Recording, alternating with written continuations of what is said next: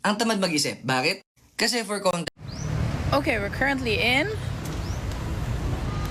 UP. So let's talk about the Burgess This has issue. been a long issue before pa, but I just want to share my stand din. First of all, hindi po kami Burgis. Lumaki ako sa simple. Pero, Mga top learners tignan lang natin muna ay natin worst yung main performers in requirement ng Singapore. UP, If which is i-compare mo yung kailangan performance, ipasa yung isipin nyo entrance like top exam. learners na yun ng Pilipinas. realize With that that it's not the data pa lang, people we can see that na is may our educational enemy. Our crisis enemy talaga. is a system that allows this to happen.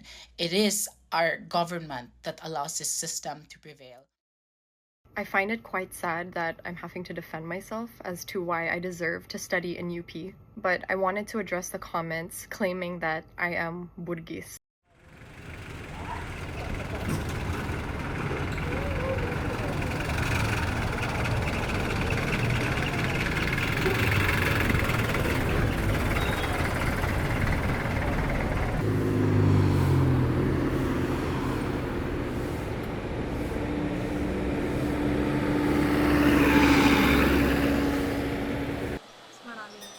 Mas maraming mayaman? Hindi ko siya pansin. Oo. Maraming may kaya. Maraming estudyante dito na pumapasok, may mga malakamotor, kotse, yung mga cellphone sila like sumasabay sa generation like mga iPhones ganyan. Marami ba sila? Sobrang dami, sobrang dami. As in, nung first day, traffic. And kaya traffic kasi andang private cars. Mas marami tayong underprivileged na mga bata kaysa sa mga mayayaman. Kasi sa buong time ko dito sa school, nakita ko lang may ari ng kotse is around siguro 10 or 15 to 15 students, which is a very low percentage na agad. Mga kalahati lang na mayaman na pumasok. Pero mas malamang ang marami pa mayaman. Kasi sa itsura, hindi mo naman masasabi kung mayaman o hindi. Medyo marami na yung nakakoaching estudyante. Kumpara noon, parang bilang lang yung mga Burgess dito sa UPLB. Parang ang dami na talagang Burgess. So para sa akin yung Burgess, may kaya talaga. Ganun. Wala sa itsura. Yun, parang madami din talagang hindi privileged, na hindi nakakapasok. Na dapat nga, like, sila yung mas merong opportunity to get in state university. Mas bigyan nila ng tsansa yung iba pang mga nasa lower class na makapag-aral sa libre, sa mga libre. Ayun, so bigyan nila ng chance yung mga nasa lower class and sana hindi na sila makapag-agawan pa sa mga slots. If kaya naman nilang mag-aral sa mga prestigious na paaralan na may bayad like Ateneo and marami pang iba na makapagbigay din naman sa kanila ng quality education.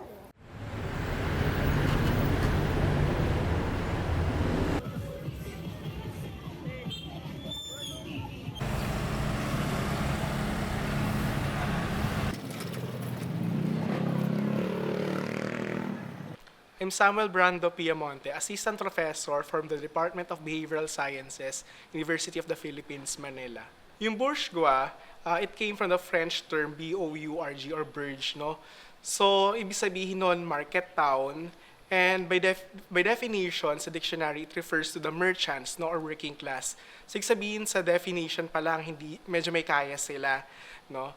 Pero kung sa teorya ni Karl Marx, yung bourgeois, sila yung owners ng means of production. Ibig sabihin, yung land, yung mga factories, no, and even the machines, as opposed sa mga proletariat o yung mga working class. So sa Pilipinas, pwede ito yung mga Ayala, yung sila Henry C., no, because sila yung may-ari ng mga large corporations and they own large factories para sa mass production ng mga product. May tinatawag natin to sa sociology yung social stratification. Hindi lang unequal yung mga tao, but rather you can stratify individuals that some individuals have more privilege compared to other individuals. So, ang representation ng, di ba, yung triangle, yung pyramid na mas marami yung mga nasa taas, pero mas maunti lang sila, pero sila yung may kaya at more likely sila yung nakakapag-enter sa mga state universities. Ngayon, para sa mga estudyante, ano daw ba ibig sabihin ng Burgess? Well, aside from their economic capacity to buy material goods, like for example, iPhone or MacBook, nagma-manifest din to with their specific accents sa pagsasalita. Kasi may specific style sila ng pagsasalita. More likely, for instance, English, no, and with American accent. Pwede rin to sa kanila mga pananamit. Sinasabi, di ba, ng ibang mga tao, they are out of touch of reality na hindi talaga na alam kung ano nangyayari sa mga laylayan. May mga nababasa akong mga diskusyon sa Facebook, sa X, no, or sa Twitter, tsaka sa Reddit tungkol dito sa mga burgis, sinasabi nila mga burgis na nakakapasok sa mga state universities. So on one hand, sinasabi ng mga sumasali sa diskusyon, the state universities should serve the underprivileged individuals, no? So let us use the taxpayers' money for these people who really deserve the education in state universities. Pero may mga sinasabi na dapat meritocracy. Okay lang na makapasok sila, ang mga burgis, kasi ang tinitingnan natin ay yung technical capacity ng mga individuals, yung kanilang intelligence as measured by UPCAT, for example, or yung mga entrance exams sa universities. So, yun yung parang dalawang sides sa diskusyonan. Kung babalikan natin siguro yung mga philosophies or mga mission, vision ng mga state universities, sinasabi it's for public service, di ba? So, kung it's really public service, kung ito ay para sa mga nasa laylayan, then probably may mga nakakapasok na wala naman pala sa laylayan. So yun yung pinapakita ng issue nito. Kaya maganda rin siya mapag-aralan at mapag-usapan, lalong-lalo na hindi na naman ng mga estudyante, but lalo ng mga administrators.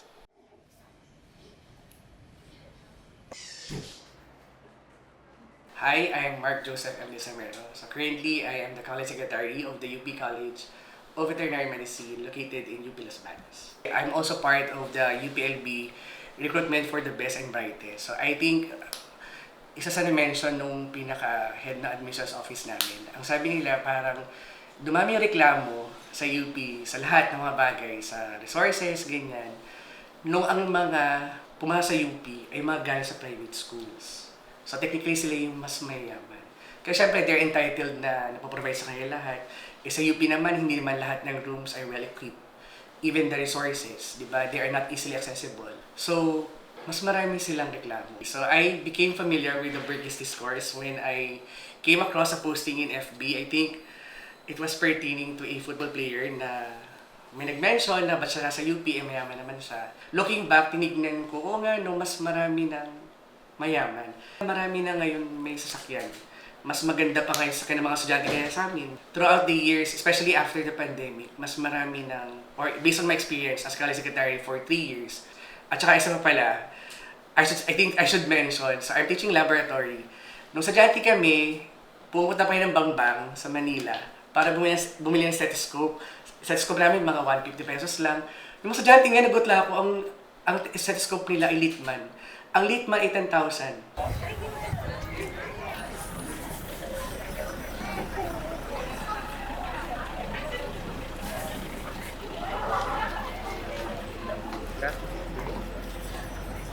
Hi, I'm Sasha Tamis. I'm a UPLB student. I am taking up A and Prep and I'm a second year college. So, as a freshman, like last year, okay lang naman siya kasi binibigay lahat ng units as a freshman. Pero pag nag-second sem na wala ka ng units at all kasi nag-uubos na ng slots, gano'n, tapos kulang ng classroom, kulang ng prof. So, kailangan yung mag-perform for the profs para lang tanggapin kayo for the slot. Hi, ako si Banchi Jimena, A and Prep student sa UPLB. Sa panahon ngayon siguro kasi medyo marami na yung naka-coaching estudyante. Kumpara noon, parang bilang lang yung mga burgis dito sa UPLB. Parang sila Binay, ganun. Yung anak ni Binay dito nag-aaral yan. Tapos parang siya lang yung may laptop dati nung panahon ng magulang ko. Tapos ngayon, ang dami na talagang burgis ngayon. Hello, ako nga pala si Lauren Amy Reyes, BS Development Communication student. Ako si Christine San Pedro, BS Biology student. Ako, well, feel ko madami nakakaranas sa tonality, so which is yung pagiging delayed nga sa units. Kasi yung sistema dito sa UP is talagang parang gawan kayo sa units, hindi siya binibigay sa inyo ng kusa. So yung mga parang notion na sa pagiging delayed is kasalanan ng student kasi ang tamad niya mag-aral, hindi niya napapasa yung subjects. Meron ding reason such as yung pagiging delayed nga sa units na hindi masyadong matagal na siyang pinag-uusapan, matagal na siyang naitaas dun sa mga authorities, pero hanggang ngayon is hindi pa rin siya nare-resolbahan. To the point na kailangan magmakaawa ng students sa professors para na makapasok sila dun sa subjects, ganun. So, it's a sad thing to say kasi parang karapatan ng students magkaroon ng kalidad na edukasyon, pero hindi siya nabibigay kasi nga nagkakaroon ng pag-delay or kailangan mag-agawan pa ng estudyante sa mga units. People expect you to graduate on time pero hindi nila binibigay yung opportunity na makakuha ka ng sapat na units sa isang semester. So yun talaga yung parang isa sa mga main struggles. Mas maraming mayaman sa UP. More on may kaya. More on may kaya. Hindi yung talagang makikita mong laging parang nagmumura. If meron man siguro like very small percentage of the community lang. Pati sa mga tao nga nakakasalumuha ko is hindi naman nila yung talagang ipapamukha sa'yo na ay upper class ako. Parang wala naman ako din. Ako si Andrea Rodriguez, taga Los Baños, Laguna. No, dati, sales lady ako dito sa Mixes. Sa mga naging customer niyo po, ano pong yung malimit na may napunta dito bang mga mayaman? Meron. Mahalata ko naman din. Ha? Yung nainitan sila. Nainitan sila, tapos medyo mahalata mo kasi minsan sabihin nila, ayoko dito kasi ganyan. Kasi medyo luma na yung building. Ewan ko lang din kung mayaman nga yun, no? Pero kasi pag ganong attitude kasi pag mayaman lang yun, kumbaga parang sanay ka na sa malamig, di ba? I am Lanzo Cortez po. Nag-aaral po ako sa Laguna State Polytechnic University, Los Baños Campus. And student po ako sa College of Hospitality Management and Tourism po. Juanet Joyce Panganiban po, taga LSPU Los Baños din po, and taga CHMT Department. For me po, it depends po sa course. Pero sa course ko po kasi na Hospitality Management, given po na, yun nga po, na alam po natin na medyo magastos po na course. Yung mga nakikita ko po, nakasalamuha ko pong student, usually may mga masasabi ko po mas kaya po sila compared po sa mga average student. Sa mga gamit po nilang dinadala, sa mga since din po kami, marami po kaming event na kahit pa sabing wala po kaming tuition, marami po kaming extracurricular event, yung mga field trip po sa labas, and medyo nagka-cost po yun ng malaking halaga. May mga ilang po talagang estudyante na kaya pong sumagot ng mga ganun pong presyo po. So masasabi ko po na medyo marami-rami na din po yung mga may kayang estudyante sa mga state university po. Ayun, same lang din po sa kanya pagdating po sa course po namin or sa program.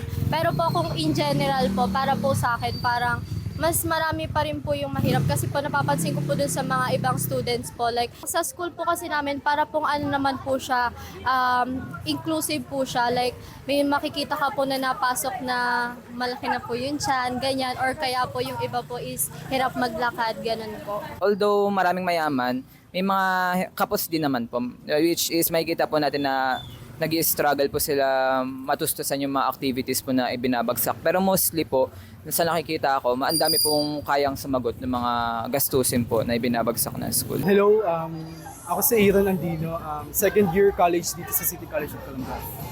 Since mga scholars kami ng bayan dito sa Calamba, parang hindi mo siya mako-consider as a scholar since kasi nga kapag sinabi scholar parang, di ba, parang mga kapuspalad, ganon. Pero maraming estudyante dito na pumapasok, may mga malakamotor, kotse, tas yung mga cellphone sila like sumasabay sa generation like mga iPhones ganyan. Marami ba sila? Sobrang dami. I'm Ethan Louis B. Cowell. I'm a first-year accountancy student from the City College of Calamba. Of course, meron kami entrance exam dito sa school which is slot-based entry. So pag naubusan kami ng slot, of course, kailangan namin mag-move na other courses. And for my programs, accountancy, meron kaming required grade para makapag-stay sa program namin, which is 2.75 or 65%, which is mahirap din kahit pa paano. And as of now, consider din kasi ang minor subjects namin for that retention policy. So if nakakuha kami ng 3 or below, required kami mag-shift agad from other programs. Sa school na to, mas marami tayong underprivileged na mga bata, kaysa sa mga mayayaman. Ako pala si Christian Sariano, presidente ng City College ng Toda. Ang mga po ay tricycle driver. Mga kalahati lang na mayaman na pumapasok. Pero mas malamang ang marami pa mahirap. Pantay-pantay naman dapat.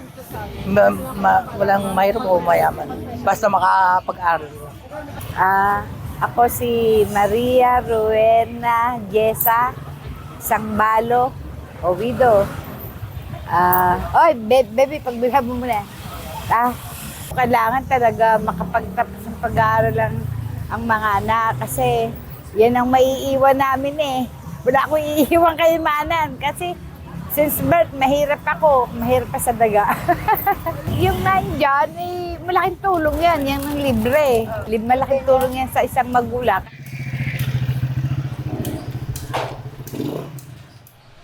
Ako po pala si Arvin Para, 52 years old. Ang trabaho ko po ay tireman. Nagagawa po ng mga gulong. Yung dalawa kong anak po ay nag-aaral sa UP Los Baños, Agri-Econ, Agri-Economics. Ay yung isa po yan, MST, Math and Science Teaching. Yung panganay ko 23, pangalawa ay 21. Nung time na yung high school pa lang sila, yun po talaga ang focus nila. Yung makapag-aral sa UP. Nung time na kasi yung pandemic po noon bawal pa yung yung face-to-face classes, kaya sa sa online sila na-enroll.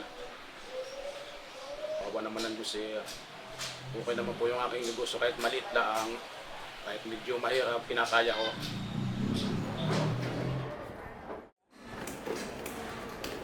After 35 years. Kasi ako yung makumpisa 17 years old Hanggang ngayon, ito na ako. Ito na naging trabaho ko. Ito na talaga yung pinangbubuhay ko sa aking mga nag-aaral na anak. Araw-araw ito trabaho. Yan po yan, niluluto ko yung naputasan na gulong. Ginagawa ko lahat para pag-aaral lang sila. Para may pambaon, pamasahe. Ayun po ang ko. Obligasyon ko sa mga anak ko. Makatapos na po sila. Napakalaking bagay po kasi libre po sila. Walang tuition po. Lalo sa UP po. Yung school lang ng dalawang anak. Kaya po ang nagiging ko lang dyan ay pamasahe at baon lang. Laking bagay po sa amin bilang magulang. Hindi talaga siya nakapasok ng UP. Sobra siyang na-depress kasi gusto niya talaga. Nakapasok siya ng DLSP. DLSP yung San Pablo, dulo. Diyos ko, ang layo nun. Noon online. Online lang noon. Okay lang online kasi walang gastos ng pamasahe, ganun. Kasi nasa bahay lang. Sabi ko sa kanya, nak, alam mo, mag-enroll ka sa LSPU. Kasi pag nag-face-to-face, mamaya mo wala kang ibigay sa yung pamasahe. Titigil ka rin. Sayang din. Sabi kong gano'n, sayang ng pag-aaral. Titigil ka. Kasi dahil lang sa allowance na wala akong maibibigay sa iyo. Diba kasi San Pablo, magkanong allowance niya? 300 a day. 300 a day yun kasi bukod sa jeep, magta-tricycle siya. Siyempre back and forth, kakain siya. Alam mo, ang taas ng grade niya doon sa DLSP. Saka gusto niyang pumasok ng UP, nag-try ulit siya. Lumapit siya sa sa registrar yata yun. Basta lumapit siya doon.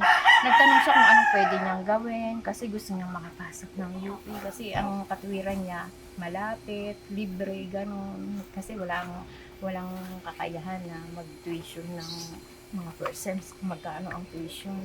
Yun. May tuition po ba dun sa San Pablo? Wala naman. Wala. Yun. Ewan ko kung ano ginawa ng pangalawa ko niyan. Kasi hindi ko sila tinutulungan eh. Sila lang talaga sa sariling sikap nila kung paano sila.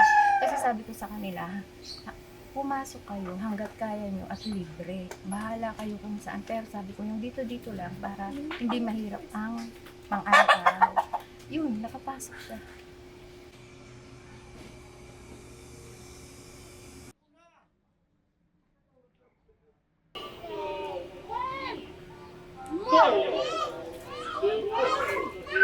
Alam mo ba, nangungupahan kami ng lupa, ang bahay na to, alam mo ba, galing to sa allowance ng anak ko. Siya bali ang nakapagpagawa nito. Yung sa anak ko talaga. Share sila nung So, I am Mariel Empara. Nag-aaral ako ngayon sa University of the Philippines, Los Baños. Kumukuha ng kursong BS Mathematics and Science Teaching. Grateful ako sa parents ko. Sinasabi ko na kanina, nasa lower middle class kami, pero super grateful ako kasi kahit na may times na parang nagkakaroon ng kakulangan sa mga bagay-bagay. Pero napoprovide naman din nila yung mga kailangan ko, halimbawa sa mga projects na minsan medyo may kamahalan. And then hindi lang kasi sa financial yung support na binibigay nila. So malaking tulong siya sa family ko kasi silang pareho hindi sila nakapagtapos ng college. So sabi nga nila, 'di ba? Yung like ito na lang yung ipapamana nila sa amin, which is totoo naman. Ito na lang ipapamana nila sa amin and sobrang mahalaga to for them and for us kasi syempre nakikita talaga namin tong pag-aaral namin sa UP as a stepping stone for us na kahit paano may elevate yung status na meron kami ngayon and bigay namin sa kanila yung buhay na syempre gusto nila. Like hindi lang yung kami sa ganito lang. Kasi meron ako mga classmates na talagang umaasa lang din sa mga stipends, ganyan. Tapos minsan may kakalala ako na talagang minsan hindi sila kumakain ng 3 times a day, once a week. Masasabi ko na nakakain naman ako 3 times a day. Tapos also, meron din kaming mga resources. Mas madali for me na maka-access ng mga bagay-bagay. So masasabi ko na ang lahat naman tayo ay we have the right for a quality education. Pero for them kasi, since less privileged sila, super mahirap talaga for them na maka-access ng quality education kasi 'di ba minsan yung iba may bayad na kasi minsan kung sino pang nasa lower class minsan sila po yung mas may naka-contribute sa mga problema ng lipunan kasi sila yung mas aware, so sila yung mas may naka-contribute. I'm not saying na walang naka-contribute yung mga nasa upper and middle, but that's what I'm trying to say is meron silang maka-contribute and also dapat matulungan natin sila para kasi meron tayong common goal and ma-attain lang yon if lahat tayo pantay-pantay sa mga binibigay na karapatan and everything. Sa kanila parang masyadong madali lahat. Sobrang daling ma-access ng mga bagay-bagay. Unlike me na parang merong limitation. And also, kasi may mga iba na for example sa mga field trips and everything, yung iba, either hindi sila makasama, ganyan. Tapos marami pa silang mga ibang factors na kailangan tignan bago sila makasama. Ako masasabi ko na naging ganun din ako, dumaan din ako sa ganyang point. So ayun, parang talaga, maging careful ako sa mga finances. Unlike sa kanila, nag-gora lang kahit saan sila.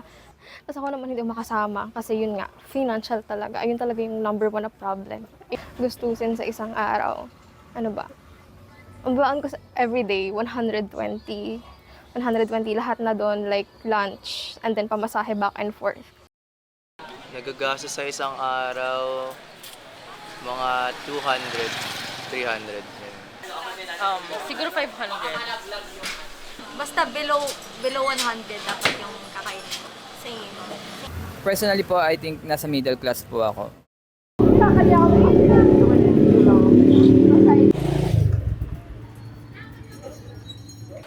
Hi everyone! Ako si JP Garcia, mag-aaral dito sa UP Los Baños at kasalukuyang third nominee ng Kabataan Party List, ang una, tunay at natatanging representante ng mga kabataan sa Kongreso. As a Gen Z, actually medyo familiar tayo dun sa Burgis discourse, especially on Twitter or X ngayon, na medyo nag-aaway-away yung mga kapwa natin kabataan tungkol sa access to free tertiary education. Sadly, merong mga sentiments na dapat hindi na lamang pinapapasok sa state universities yung nakaka-afford naman ng tuition. While it's valid, tingin ko hindi dapat nagiging competition yung access natin sa education. Kaya nga meron tayong batas for universal access to tertiary education. Yun dapat yung pinagtutuunan natin ng pansin. At kung meron tayong sisisihin o sisingilin, dapat yung government at hindi yung mga kapwa natin kabataan na gusto lang din namang makapag-aral ng libre. Naniniwala tayo na lahat ng kabataan dapat merong access sa tertiary education, sa libre, abot kamay at dekalidad na edukasyon. Kaya tingin ko valid siyang panimula doon sa determination and panawagan nating makakamit ng libre at abot kamay na edukasyon. Pero hindi dapat doon matapos sa Burgis discourse yung usapan tungkol sa access natin sa education. Kailangan ma-extend siya doon sa sinasabi ko nga na pagtukoy kung sino ba ang may kasalanan. Produkto ito ng failure ng Marcos Jr. administration na gawin yung trabaho niya for the education system. Hindi nai-implement yung batas at inuunang laanan ng budget yung iba't ibang pakana ng gobyerno gaya ng confidential intelligence funds, gaya ng budget sa pasismo, imbes na ilagay sa budget sa edukasyon para magkaroon talaga ng universal access sa education yung mga kabataan. Ang nagiging basehan kasi yung mga kabataan daw na halimbawa may iPhone o kaya may iPad, may MacBook, yung mga ganon, o kaya yung nakakotse kapag pumapasok, yun daw dapat yung hindi na pinapayagang magkaroon ng free tuition. Now, una, sa batas, meron namang option na kung afford ng isang tao yung tuition, pwede siyang mag-opt na magbayad. Pero hindi pa rin dapat kasi tinutukoy based sa pagmamay-ari mo. Hindi dapat tinutukoy based sa things na meron ka, yung deserving at hindi deserving. Kasi most likely, itong mga kabataang sinasabing hindi deserving ng free tuition, nasa middle or upper middle class. At sila ay hindi naman mga masasabing anak ng mga bilyonaryo o anak ng mga landlords. Sila ay mga kagaya lang din natin na naghahangad ng maluwag na pag-aaral kung saan hindi na natin paproblemahin yung ibabayad bago makapag-exam or hindi na natin paproblemahin yung ibabayad para sa mga laboratory fees, etc., etc. Yung mga burgis na tinutukoy natin or kino-call out natin online, hindi sila ang kaaway dito sa usapin na ito. Gaya natin, gaya ng lahat, deserve din nila yung access to tertiary education. Sa totoo lang, nasa kamay nating mga kabataan at estudyante yung solusyon. Tayo yung lalaban para sa karapatan natin sa libre, de kalidad at abot kamay na edukasyon. Kasi at the end of the day, it is what we do with our privilege that matters. And tayong mga organized students and activists, ang role natin ay ipakita maging sa privileged students na mayroon silang magagawa sa mga ipinaglalaban natin. Dahil, in the first place, mayaman man sila o hindi, sila ay apektado pa rin. Dahil sama-sama tayo ritong naiipit sa isang state university na tinatanggalan ng budget. Kaya tayo nag-aaway-away online kasi physically in our university, nagsisiksikan din tayo at nag-aagawan ng slots. Kaya hindi ito usapin ng sinong palalabasin para may space sa iba. Usapin ito ng paano natin palalakihin yung espasyo at bibigyan ng puwang ang lahat.